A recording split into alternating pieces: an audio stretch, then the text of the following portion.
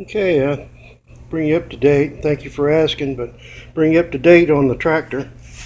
They told me my input shaft was going to be on back order and it'd be a couple of days or a week.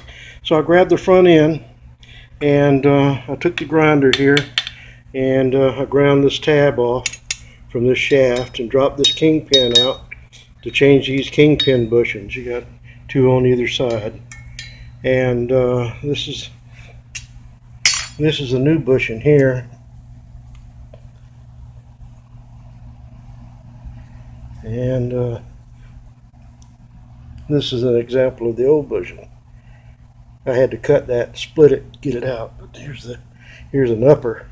You can see they're pretty egg-shaped and thin compared to the new one. But while I had them out, now I'll take and clean these up. They'll be nice and pretty. I haven't bothered with this, but what I did do is where the tires were running on the axle, this was pretty worn down to nothing. Had a big cut in it where it was wearing. So I took the welder and welded it back up. Then I took that same grinder over there and ground it back down from oversized so it'll fit.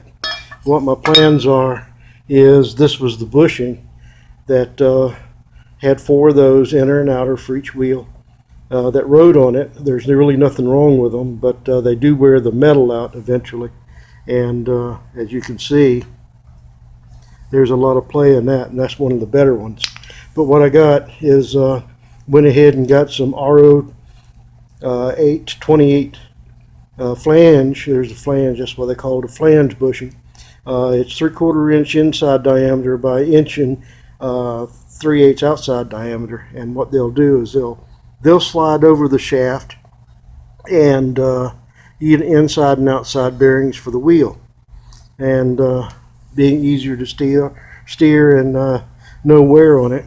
I'll take some JB Weld and I'll coat these to keep the corrosion off and keep these bearings and the kingpin bushings from wearing on them.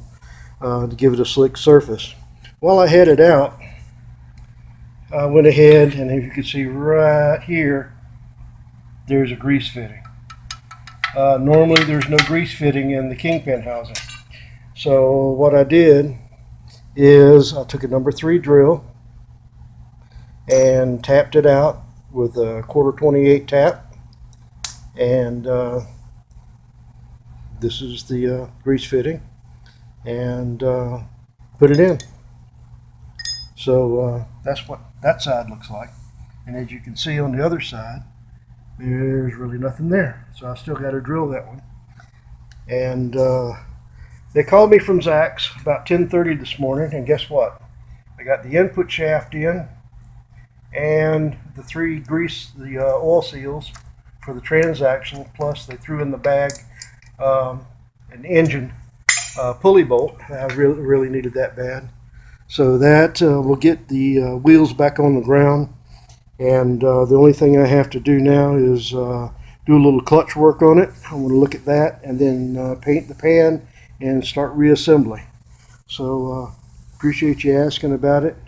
Keeps me occupied, keeps me out of trouble, and thanks for watching.